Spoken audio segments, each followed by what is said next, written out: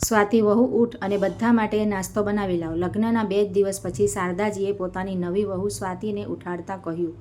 હજી તો તેના હાથની મહેંદીનો રંગ પણ પૂરો ઉતર્યો નહોતો અને શારદાજી તેને રસોડામાં કામ કરવાનું કહી રહ્યા હતા. સ્વાતિ તેના માતા પિતાની લાડકી દીકરી હતી અને ઘરમાં તેની પાસે ક્યારેય કોઈ મુશ્કેલ કામ કરાવવામાં આવ્યું નહોતું. પરંતુ વિદાય વખતે તેની માતાએ તેને સમજાવીને મોકલી હતી કે બેટા, સાસરીમાં અહીં જેટલા લાડ પ્યારની આશા ન રાખતી. જો કોઈ પ્રેમ આપે તો તેને તારું સૌભાગ્ય સમજજે અને જો ન આપે તો તેને અગ્નિ પરીક્ષા માનીને સહન કરી લેજે. માતાની આ જ વાત સ્વાતિના મનમાં ગુંજી રહી હતી. તે ધીમેથી ઉઠી. તેણે ઝડપથી મોં હાથ ધોયા અને રસોડા તરફ આગળ વધી ગઈ. ઘરમાં લગભગ 8 સભ્યો હાજર હતા અને શારદાજીએ સ્પષ્ટ શબ્દોમાં કહી દીધું હતું કે બધા માટે નાસ્તો તૈયાર કરવાનો છે. રસોડામાં પ્રવેશતા જ સ્વાતિને અહેસાસ થયો કે તે ખરેખર એક નવી દુનિયામાં પગ રાખી ચૂકી છે. દરેક વસ્તુ તેના માટે અજાણી હતી. ન વાસણોની ખબર હતી, મસાલા ક્યાં રાખ્યા છે તેની ખબર ન હતી. તેણે હિંમત ભેગી કરી અને કામ શરૂ કર્યું. ક્યારેક કોઈ ખાનું ખોલતી તો ક્યારેક કોઈ શેલ્ફમાં જોતી. વસ્તુઓ શોધવામાં જ તેનો ઘણો સમય વેડફાઈ ગયો. કોઈએ એ પણ ન જોયું કે તેને જણાવી દે કે કઈ વસ્તુ ક્યાં રાખી છે.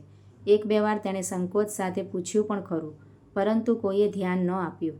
જાણે બધાએ જાણી જોઈને તેને એકલી છોડી દીધી હોય. તેનું મન ગભરાઈ રહ્યું હતું, પરંતુ તેણે પોતાને સંભાળી અને કામમાં લાગી ગઈ. સમય વીતતો ગયો અને ઘડિયાળે 10 વાગ્યાનો સંકેત આપી દીધો. આટલા લોકો માટે નાસ્તો બનાવવો એમ પણ સરળ નહોતો અને જ્યારે દરેક વસ્તુ જાતે શોધવી પડે ત્યારે મુશ્કેલી અનેક ગણી વધી જાય છે. સ્વાતિ પરસેવે રેબઝેબ થઈ ચૂકી હતી. ચહેરો લાલ થઈ ગયો હતો અને આંખોમાં હળવી ભીનાશ પણ દેખાઈ રહી હતી. પરંતુ તેણે કોઈને પોતાની નબળાઈ બતાવવાને બદલે મૌન રહીને કામ ચાલુ રાખ્યું. તેને અહેસાસ થયો કે આ તેના નવા સંબંધોની પહેલી પરીક્ષા છે. જેમ તેમ કરીને તેણે નાસ્તો તૈયાર કર્યો અને ધ્રુજતા હાથે બધું ડાઇનિંગ ટેબલ પર મૂકી દીધું અને એક ઊંડો શ્વાસ લીધો. મનમાં એક આશા જાગી કે કદાચ હવે કોઈ તેની મહેનતની પ્રશંસા કરશે. તેણે ધીમેથી શારદાજીને જાણ કરી, બા, નાસ્તો તૈયાર છે. થોડી જ વારમાં બધા લોકો ડાઇનિંગ ટેબલ પર આવી ગયા. સ્વાતિ એક તરફ ઊભી રહી ગઈ. તેની નજર ઝૂકેલી હતી, પરંતુ હૃદય બેચેનીથી ધડકી રહ્યું હતું. શારદાજીએ આવતા જ કટાક્ષભર્યા અવાજે કહ્યું, 8 લોકોનો નાસ્તો બનાવવામાં તને 10 વાગી ગયા?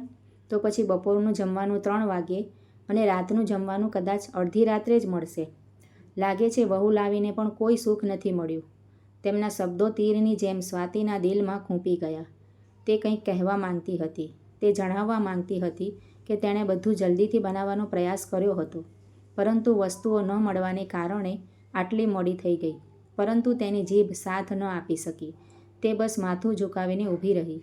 તેણે એક ક્ષણ માટે પોતાના પતિ શુભમ તરફ જોયું કે કદાચ તે તેનો પક્ષ લેશે, કદાચ તે તેની મહેનતને સમજશે. પરંતુ તે શાંત બેઠો હતો, જાણે આ બધા સાથે તેને કોઈ લેવા દેવા જ ન હોય. તેની આ બેરુખી સ્વાતિ માટે સૌથી વધુ પીડાદાયક હતી. તેનું મન થયું કે તે ત્યાં જ બેસીને રડી પડે, પણ તેણે પોતાને સંભાળી લીધી. તેણે મૌન રહીને બધાની સામે નાસ્તો પીરસ્યો અને પાછી રસોડામાં ગઈ જેથી બાકીની વસ્તુઓ પણ લાવી શકે. હજી તે થાળીઓ ઉપાડી જ રહી હતી ત્યાં અચાનક બહારથી એક મોટો અવાજ આવ્યો. સ્વાતિ ગભરાઈને બહાર આવી તો જોયું કે તેના સાસુ શારદાજી ગુસ્સામાં ઊભા હતા. તેમના હાથમાં ખાવાનો કોળિયો હતો, જે તેમણે હમણાં જ મોંમાં મૂક્યો હતો અને તરત જ બહાર થૂંકી દીધો. બીજી ક્ષણે તેમને કંઈ પણ કહ્યા વિના સ્વાતિના ગાલ પર એક જોરદાર તમાચો ચોડી દીધો. સ્વાતિ એકદમ સ્તબ્ધ થઈ ગઈ. આંખો સામે અંધારું છવાઈ ગયું. તેણે ક્યારેય સપનામાં પણ વિચાર્યું નહોતું કે સાસરે આવતા જ તેની સાથે આવો વ્યવહાર થશે. તેના ગાલ પર બળતરા થઈ રહી હતી અને આંખોમાંથી આંસુ વહેવા લાગ્યા હતા. શારદાજી ગુસ્સામાં બૂમ પાડીને બોલ્યા, આવું સ્વાદ વગરનું ખાવાનું બનાવ્યું છે કે ગળા નીચે પણ નથી ઉતરતું. કોઈ આ નાસ્તો નહીં કરે. આને ડબ્બાઓમાં ભરીને ફ્રીજમાં મૂકી દે. આ બધું તારે ખાવું પડશે અને જ્યાં સુધી આ પૂરો ન થાય ત્યાં સુધી તું બીજું કંઈ નહીં ખાય. આ જ તારી સજા છે, જેથી તને તારા બનાવેલા ખાવાનો સ્વાદ યાદ રહે અને ભવિષ્યમાં આવી ભૂલ ક્યારેય ન કરે. શારદાજીનો દરેક શબ્દ સ્વાતિના હૃદય પર ઘા કરી રહ્યો હતો. તે સમજાવવાનો પ્રયાસ પણ ન કરી શકી કે તેણે પોતાની પૂરી તાકાત લગાવી દીધી હતી. તેણે ક્યારેય આટલા બધા લોકો માટે એકલા રસોઈ બનાવી નહોતી, પરંતુ અહીં કોઈને તેની સાથે કોઈ લેવા દેવા નહોતા. બધા લોકો શાંતિથી આ દ્રશ્ય જોઈ રહ્યા હતા, જાણે આ કોઈ સામાન્ય વાત હોય. શારદાજીએ આગળ કહ્યું, મને તો આ તારી કોઈ ચાલ લાગે છે. જેથી ફરીથી તારે કામ ન કરવું પડે. પણ હું તારી સાસુ છું અને તારા કરતાં વધુ હોશિયાર છું. તેમના અવાજમાં તિરસ્કાર સ્પષ્ટ દેખાઈ રહ્યો હતો, જે સાંભળીને સ્વાતિના પગ નીચેથી જમીન સરકી ગઈ. તેને લાગ્યું કે જાણે તે કોઈ ઊંડા અંધારા કૂવામાં પડી રહી હોય, જ્યાંથી બહાર આવવાનો કોઈ રસ્તો જ ન હોય. તે આંસુ લૂછતા માથું હલાવીને રસોડામાં પાછી આવી ગઈ. તેના હાથ ધ્રુજી રહ્યા હતા, પરંતુ તેણે પોતાને મજબૂત કરી અને ખાવાનું ડબ્બાઓમાં ભરવા લાગી. તેણે ફ્રીજ ખોલ્યું અને એક પછી એક બધા ડબ્બા તેમાં મૂકી દીધા. રસોડામાં ઊભી રહીને તે થોડીવાર શૂન્યમનસ્ક બનીને તાકી રહી. તેના મગજમાં તેની માતાની એ વાતો ગૂંજી રહી હતી, ધીરજ રાખજે બેટા, થોડું સહન કરવાનું. પરંતુ આ સહનશીલતા કેટલી મુશ્કેલ છે તે આજે તેને અનુભવાઈ રહ્યું હતું. તેના હાથની મહેંદી હજુ પણ ઘેરી હતી, પરંતુ તેના મનની ખુશી ગાયબ થઈ ચૂકી હતી. થોડીવાર પછી આંસુ લૂછીને તે વાસણો ધોવા લાગી. બહારથી હજુ પણ હાસ્ય મજાકના અવાજો આવી રહ્યા હતા, જાણે કંઈ બન્યું જ ન હોય. તેના હૃદય પર આ બધું વધુ ભારે પડી રહ્યું હતું. તે ચૂપચાપ કામમાં લાગેલી રહી. બપોર સુધી તેણે કંઈ ખાધું નહોતું. ભૂખ લાગી હતી, પરંતુ શારદાજીની વાત યાદ આવતા જ તેની હિંમત તૂટી ગઈ. તે પોતાના રૂમમાં ગઈ અને દરવાજો ધીમેથી બંધ કરી અને પલંગના ખૂણામાં બેસી ગઈ. આંસુ ફરીથી વહેવા લાગ્યા. તે પોતાની જાતને સંભાળવાની કોશિશ કરી રહી હતી. ત્યાં જ દરવાજો ધીમેથી ખુલ્યો. શુભમ અંદર આવ્યો. તેના ચહેરા પર શરમ સ્પષ્ટ દેખાતી હતી. તેણે થોડી ક્ષણો સ્વાતિ તરફ જોયું, જે માથું ઝુકાવીને બેઠી હતી. પછી ધીમે ધીમે ચાલતો તેની પાસે આવ્યો અને અચાનક તેની સામે જમીન પર બેસી ગયો. સ્વાતિએ ચોંકીને માથું ઊંચું કર્યું તો જોયું કે શુભમ તેના પગ પાસે બેઠો હતો. તેણે સ્વાતિના પગ પકડી લીધા અને બોલ્યો, મને માફ કરી દે સ્વાતિ. આજે જે કંઈ થયું તેના માટે હું તારી માફી માંગુ છું. તેના અવાજમાં પશ્ચાતાપ સ્પષ્ટ ઝળકતો હતો. સ્વાતિએ આશ્ચર્યથી તેની સામે જોયું. તે સમજી શકતી નહોતી કે શું કહેવું. શુભમે આગળ કહ્યું, હું જાણું છું સ્વાતિ, તારી સાથે ઘણો અન્યાય થયો છે. મારે ત્યાં તારા પક્ષમાં બોલવું જોઈતું હતું, પણ હું ચૂપ રહ્યો. હું મારી સ્થિતિ પર શરમાવું છું. કહેતા શુભમે માથું ઝુકાવી દીધું. સ્વાતિના મનમાં એક વિચિત્ર ભાવ ઉત્પન્ન થયો. એક તરફ તેના આંસુ હતા અને બીજી તરફ પતિનું આ રીતે તેની સામે શરમાવું. તેણે ધીમેથી પોતાના પગ પાછા ખેંચ્યા અને શુભમને ઊભા થવાનો ઇશારો કર્યો અને ધીમા અવાજે બોલી, તમે આવું ન કરો, તમે મારા પતિ છો. પરંતુ તેના અવાજમાં પહેલાં જેવી કોમળતા નહોતી, બલકે એક હળવી કડવાશ અને તૂટેલાપણાનો અહેસાસ ભળી ગયો હતો. ત્યારે શુભમે તેની સામે જોયું અને તેના માથા પર હાથ ફેરવતા કહ્યું, હું વચન આપું છું સ્વાતિ કે ભવિષ્યમાં તને ક્યારેય એકલી નહીં છોડું. હું તારી સાથે છું. તારે બધું એકલા સહન નહીં કરવું પડે. સ્વાતિએ આંખો બંધ કરી લીધી. તેણે તેને માફ તો કરી દીધો હતો, પરંતુ દિલના કોઈ ખૂણામાં એક દર્દ રહી ગયું હતું. લગ્ન પહેલાંના દિવસો તેની આંખો સામે ફરવા લાગ્યા. એ સમય કેટલો અલગ હતો. તેના સાસુ શારદાજી તેને જોઈને કેટલા ખુશ થઈ જતા હતા. જ્યારે પણ તે પોતાના પરિવાર સાથે તેમના ઘરે આવતી, તો શારદાજી તેને પોતાની પાસે બેસાડી લેતા, તેના માથા પર હાથ ફેરવતા, કહેતા કે મારી વહુ ખૂબ ભાગ્યશાળી છે. બલકે અમે ભાગ્યશાળી છીએ કે અમને આવી વહુ મળી રહી છે. તેમની વાતોમાં સચ્ચાઈ અને પોતાપણું અનુભવાતું હતું. સ્વાતિને યાદ આવ્યું કે કેવી રીતે તેઓ શુભમના બહાને તેની આસપાસ ફરતા રહેતા, તેના કપડાના વખાણ કરતા. ઘરનો દરેક સભ્ય તેની સાથે એટલા પ્રેમથી મળતો કે સ્વાતિ પોતે હેરાન થઈ જતી. તેને લાગતું હતું કે ખરેખર તેને દુનિયાનું સૌથી સારું સાસરિયું મળ્યું છે. તે ઘણીવાર પોતાની માતાને કહેતી, માં, હું ખૂબ ભાગ્યશાળી છું. તમે મારા માટે કેટલું સુંદર ઘર પસંદ કર્યું છે. ત્યાંના બધા લોકો મને એટલો પ્રેમ કરે છે, જાણે હું પહેલાંથી જ એ પરિવારની સભ્ય હોઉં.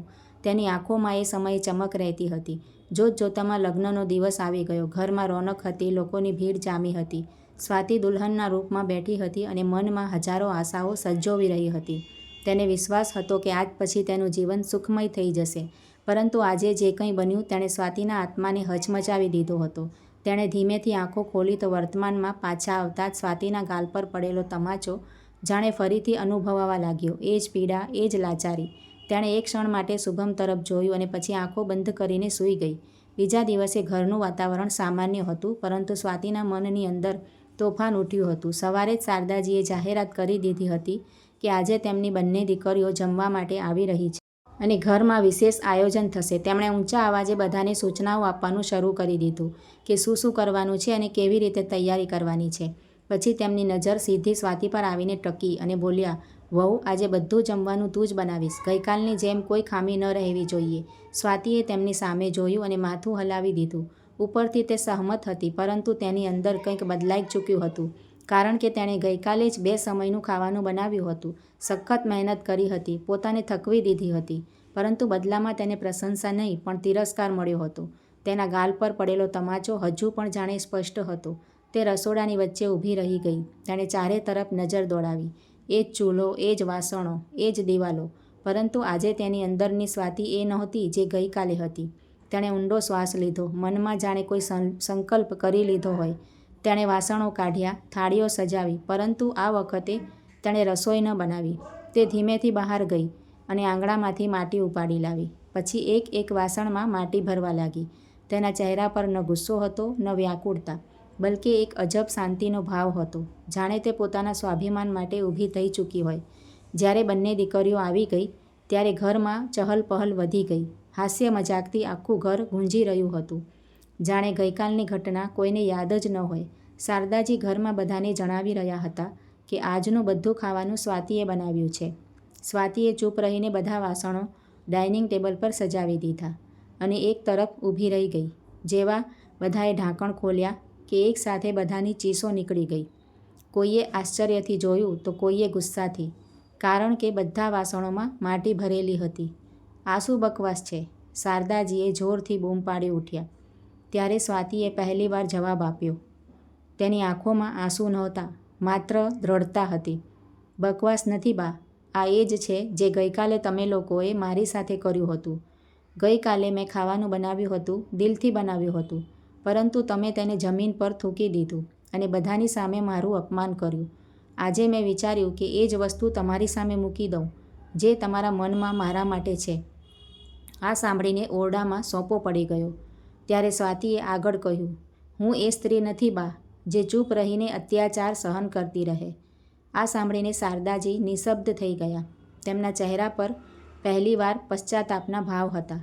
સ્વાતિએ બોલવાનું ચાલુ રાખ્યું, બા, હું એવી નથી કે મનમાં કોઈ વાત રાખું. હું સ્પષ્ટ કહું છું કે તમારા લોકોના વ્યવહારે મને ખૂબ દુઃખ પહોંચાડ્યું છે. તેણે એક ક્ષણ માટે શુભમ તરફ જોયું, જે હજુ પણ ચૂપ ઊભો હતો. અને તમે પણ ગઈકાલે કંઈ જ ન બોલ્યા. પરંતુ હવે મેં નિર્ણય કરી લીધો છે. જો આ ઘરમાં રહેવું હશે તો સન્માન સાથે રહીશ. જો તમે લોકો મને સન્માન આપી શકો તો હું બધા કામ કરીશ, પૂરી નિષ્ઠાથી કરીશ. નહીં તો તમે તમારા દીકરાને સંભાળો. હું અહીં નહીં રહું. મને મારા આત્મસન્માન કરતાં વિશેષ કંઈ જ નથી. આખા ઓરડામાં શાંતિ છવાઈ ગઈ.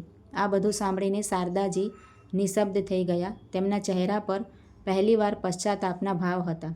તેમણે કહ્યું, અમારાથી ભૂલ થઈ ગઈ છે વહુ. તેમનો અવાજ ધ્રુજી રહ્યો હતો. અમે ગુસ્સામાં આવીને તને પીડા આપી. અમને માફ કરી દે. એક પછી એક બધાએ માથું ઝુકાવી દીધું. શુભમ પણ આગળ આવ્યો અને પહેલીવાર દ્રઢતાથી બોલ્યો, અમારા બધાથી મોટી ભૂલ થઈ ગઈ છે સ્વાતિ, પરંતુ હવેથી હું વચન આપું છું કે ક્યારેય તારી સાથે કોઈ અન્યાય નહીં થાય. સ્વાતિએ ઊંડો શ્વાસ લીધો. તેના દિલનો ભાર જાણે હળવો થવા લાગ્યો હતો. હું તમને માફ કરું છું, પરંતુ એક શરતે. બધાએ તેની તરફ જોયું. આજ પછી આ ઘરમાં કોઈના પણ આત્મસન્માનને ઠેસ નહીં પહોંચે, ન મારા, ન કોઈ બીજાના. શારદાજીએ તરત જ માથું હલાવ્યું. એવું જ થશે વહુ. આ સાંભળીને સ્વાતિના ચહેરા પર પહેલીવાર હળવું સ્મિત આવ્યું.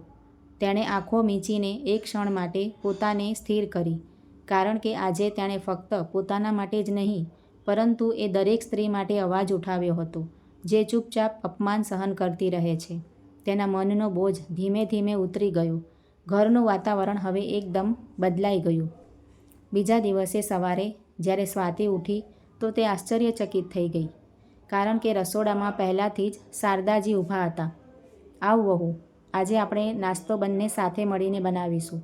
સ્વાતિની આંખોમાં હળવી ભીનાશ આવી ગઈ, પરંતુ આ વખતે એ આંસુ દર્દના નહીં પણ રાહતના હતા. સમય જતાં ઘરનો દરેક સંબંધ બદલાઈ ગયો. હવે ત્યાં ફક્ત આદેશ નહીં પણ સહયોગ હતો.